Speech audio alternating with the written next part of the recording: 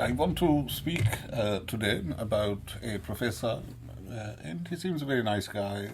He's interested in the environment. He's written books about the environmental cause.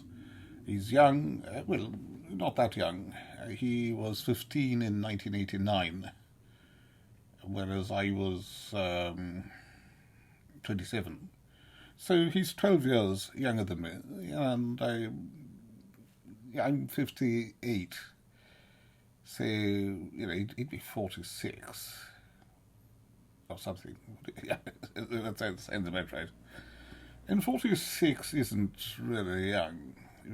Your hair is starting to go, and you see, the problem about being 46 is that you really can't get away with being cute and bubbly and a kid, and this is very true of academics, teachers, pedagogues, people who, for whatever reason, they didn't want to go out in the hurly-burly of the world. They didn't want to, in the case of the law, they didn't want to get on partnership track, or they didn't want to set up on their own and launch class action suits and run all those sorts of risks. But what that means, and this is very true of people who went to business school or who went to law school or who studied theology.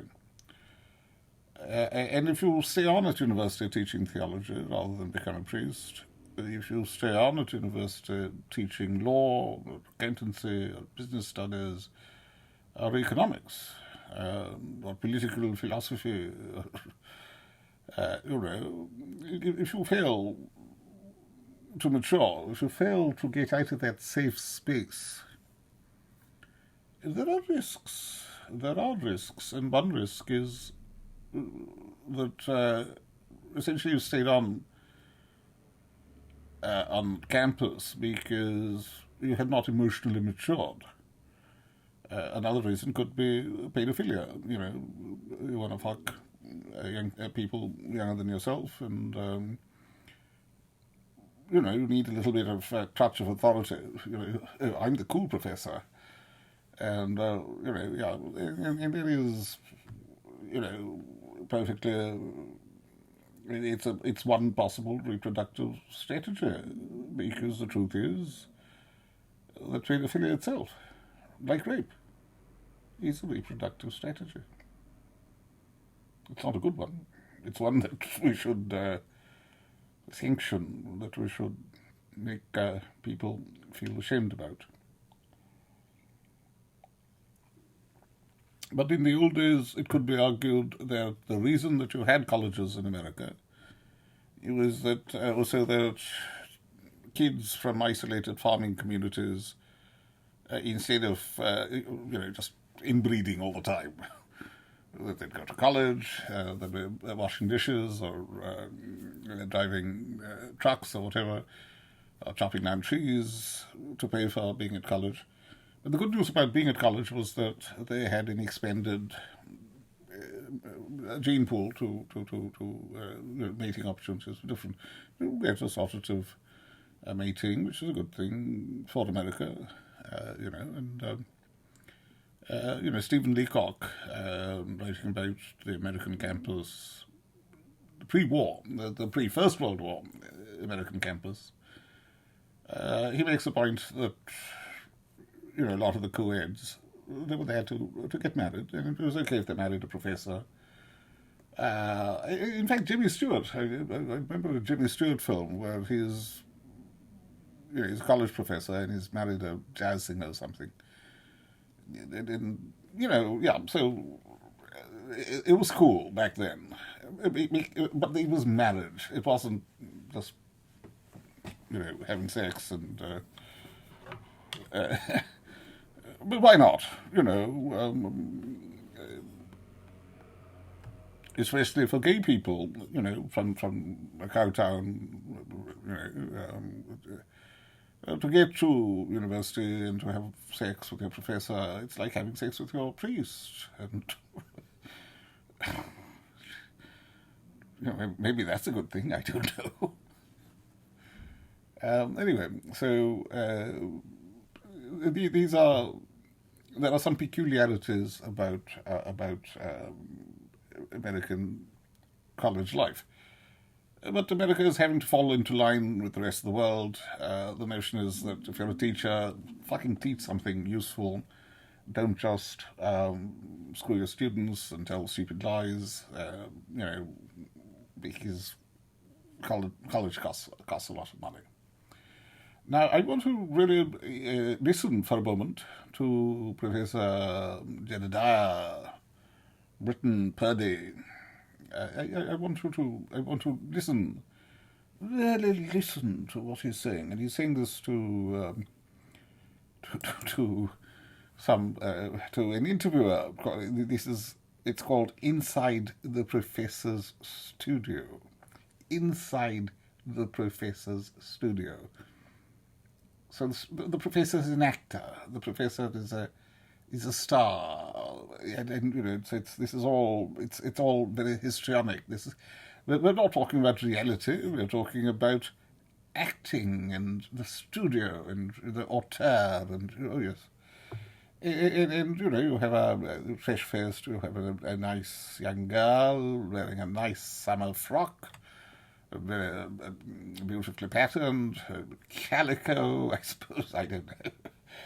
And it has, and there's a slim 46-year-old, or perhaps he was younger at the time, Jedidah Britton, who isn't yet losing his hair, not yet.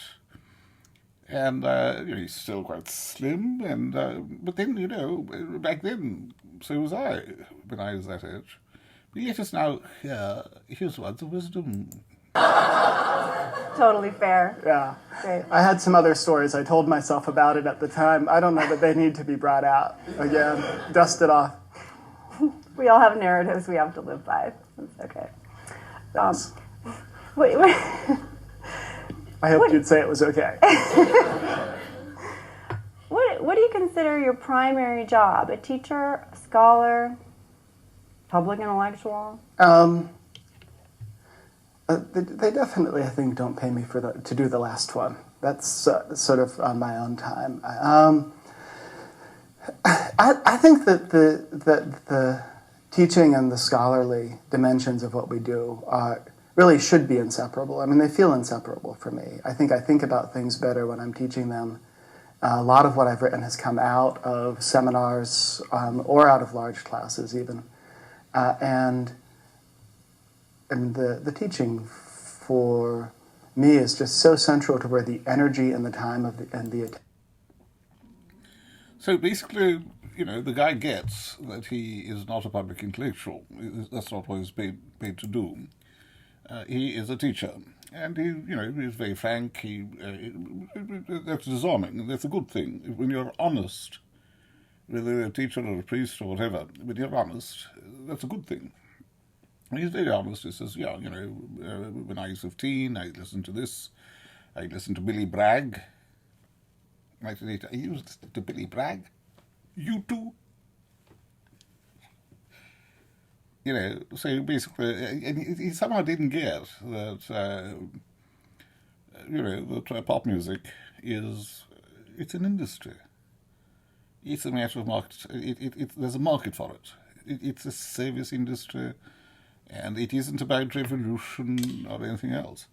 He also didn't get, and of course, the reason that Jedidah commands any respect at all is because he cares about the environment, and he does come from, from one of those flyover places where we imagine that, they're chopping down all the trees and they're blowing out the mountains, and he's a nice chap. You just heard his he was disarming. He was sort of saying, well, I got to the green thing, and then because there's a girl, and she didn't like me, and she said, fuck off. And everybody can relate to this sort of thing. You get into politics because You're a small town kid, and you hear this music, and you think, oh yes, oh Mrs. Thatcher, Billy Bragg, Mrs. Thatcher. Here in London, this is stupid. This is provincial. This is a mark of puerility, of immaturity. But that's okay, because to be young and American and from from wherever, flyover state, that is actually cool. It's cool to coincide with yourself, because America did at one time represent youth, as it still does with the irrepressible Biden. And but that's a good thing, because Ronald Reagan was very old when he became president, and he did extremely well. And Biden is even older, and I think he's going to do even better. Well, he might do. He might do. That depends on. Once again, it depends on Congress. It depends on people. Democratic senators understanding that people like this Britton Purdey Jedidah guy, that they're shit. They've got to understand what Obama understood, which is that a public intellectual is a public nuisance. These are people who should be allowed to simply be incontinent and to sexually harass each other rather than the students, and to shit into each other's ears, and that's really all that one should do. Now, you see, Britton Purdey, he understands that basically he's a teacher. That's what he's paid to do. He's a scholar? No, he's not a scholar, because he's shit. He's too stupid. But you do have to teach. And you see, what he is teaching is that, hey, if you're really crap, if you've been attending my lectures and you're developing into as crap a person as me, write your book about the environment, or about how, you're gang raped, by the other professors, and gang rape is not cool. Do not gang rape. Do not rape the environment. One, don't commit genocide. Genocide is not cool. And being gang raped by the other professors. It took so long, because they're so old, and they're kind of going, well, no, I got to go first. No, you don't. Well, get a hard on first, you fucking. This is nasty stuff. I'm not saying it's happened to me, because it hasn't. But I'm sure that, if I were attractive,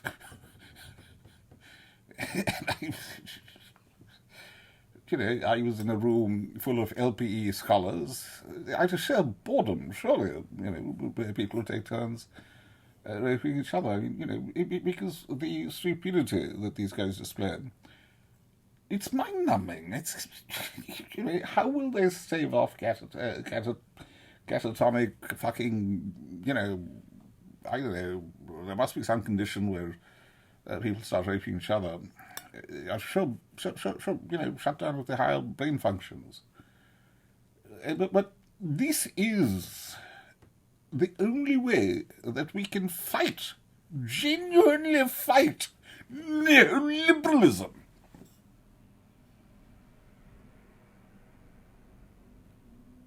Let me say that again.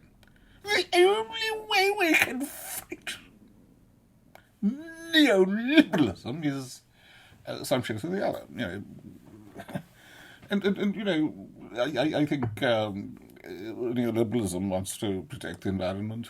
I think people with the name of Duke, who have billions of dollars, who set up universities, I think they really want to protect the environment. But they want the burden of paying for protecting the environment to fall upon working people.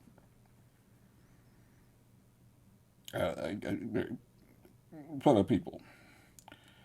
So there is always a room within oligarchy, within the sort of a political economy based on the iron law of oligarchy. And this is actual political economy. This isn't economics, this is political economy. So you're going to have at Duke University, founded by, well, not by a duke, but by a tobacco king. And these guys do want to protect the environment because they own a lot of it. We don't.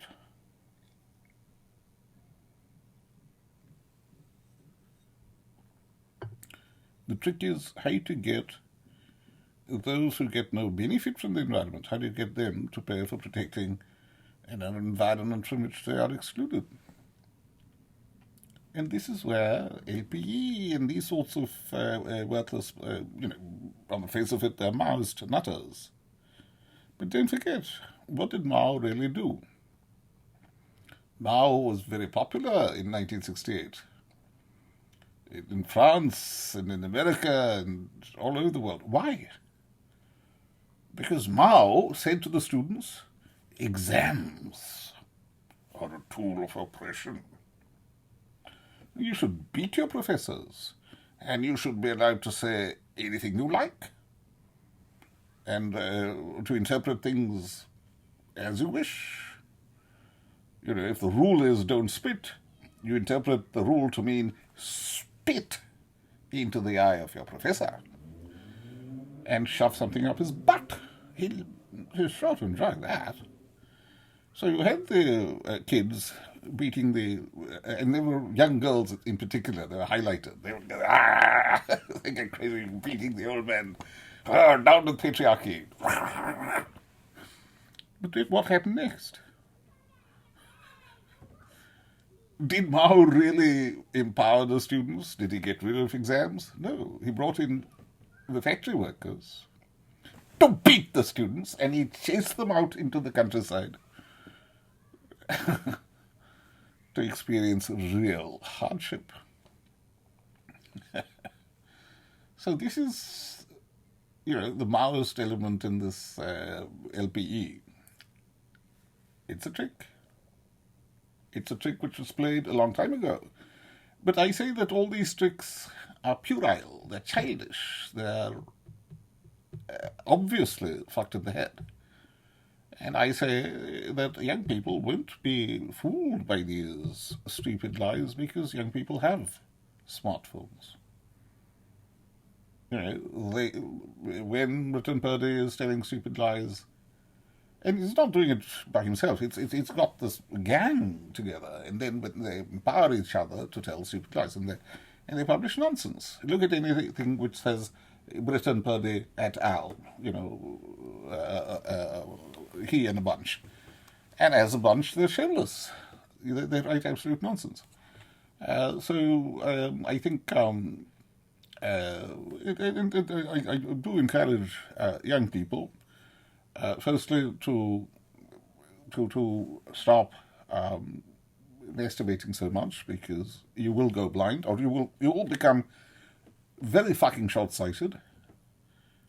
So stop playing with yourself, and don't rape the environment. Do not rape the fucking environment. What's wrong with you? I know the environment is a slut. Because the environment, goes off to Brazil, the rainforest, takes, what's it called, ayahuasca or whatever, ayahuasca, it takes that fucking party drug, and then it gets raped. And, there are loggers, logging in and then raping the fucking environment. But if the environment would just go to secretarial college, get a job, get a mortgage, that sort of environment is quite beautiful, quite sweet, and you can see that in the home countries of England. Because the environment, it's got a job. It's working in, actuarial science or in business process outsourcing. It's got a job. It's got a mortgage, and it drives a sensible little car. It doesn't go off to fucking Brazil and take ayahuasca, and get fucking raped. So what I say to the environment is, get a fucking job, you cunt. Wear a skirt down to the knees. That'll teach you how to keep your legs together so you don't keep getting fucking raped. And so this is what I'm saying to young people. You see the environment, you see a tree, don't fucking start shagging the tree. You'll get splinters in your dick. Believe me, I've tried all that. I have. I've fucked a tree, okay? It's, well,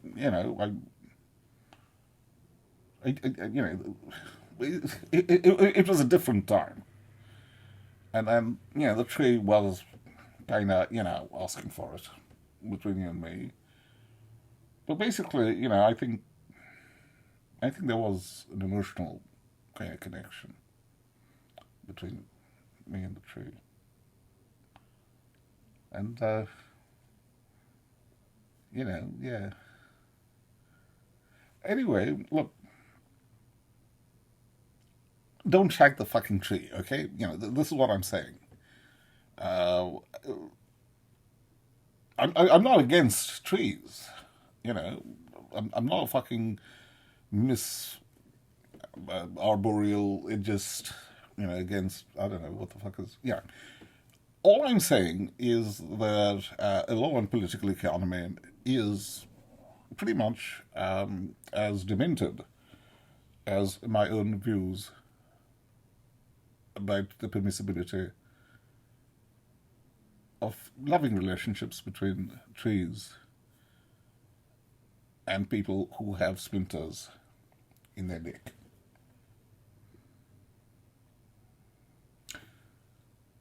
I don't think this talk has gone quite as well as I imagined. What do you think?